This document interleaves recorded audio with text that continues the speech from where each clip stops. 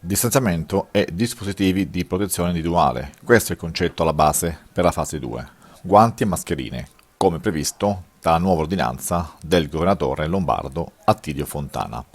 In vista della ripresa graduale delle attività produttive, ATM ricorda che occorrerà rispettare il distanziamento di 1 metro, che comporta una riduzione drastica della capacità di trasporto.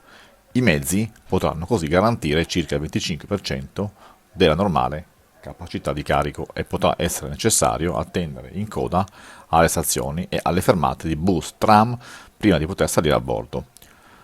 È così che da lunedì 4 maggio la programmazione sull'intera rete dei trasporti ATM sarà normale. In metropolitana, per regolamentare il flusso dei viaggiatori nelle stazioni, si procederà alla chiusura dei tornelli in funzione del numero di utenti che già si troveranno all'interno delle banchine e dei treni, mentre specifici annunci informeranno sulla situazione e comunicheranno se attendere, suggerendo di mantenere la fila sempre rispettando le distanze. Sui mezzi superficie, quali bus, tram e filobus, non è previsto un sistema di controllo specifico.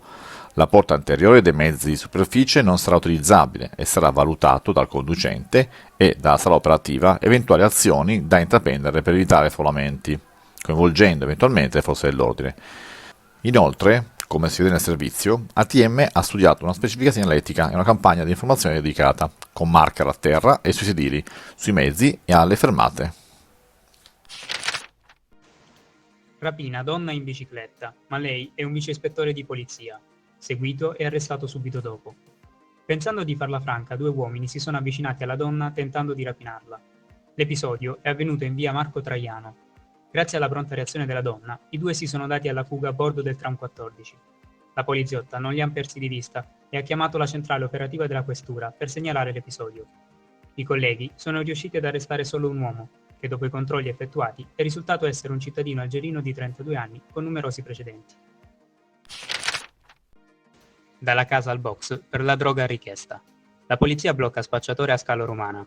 Impegnati nelle indagini relative allo spaccio di droga in zona, i poliziotti del commissariato Scalo Romana sono intervenuti in uno stabile della via privata Tirso. All'interno del box sono stati rinvenuti e sequestrati 375 grammi di marijuana e 925 euro in contanti. Il ragazzo, un cittadino italiano di 21 anni, è stato quindi arrestato. Regione Lombardia. Pronte altre 5,6 milioni di mascherine. Una nuova e ingente fornitura di mascherine chirurgiche ad uso civile è pronta per essere distribuita in tutta la Lombardia nei prossimi giorni. A renderlo noto è la stessa regione, spiegando come oltre 5,6 milioni di dispositivi di protezione individuale saranno destinati principalmente ai comuni grazie alla collaborazione con le province lombarde. Con la nuova distribuzione, il totale salirà così a oltre 18 milioni.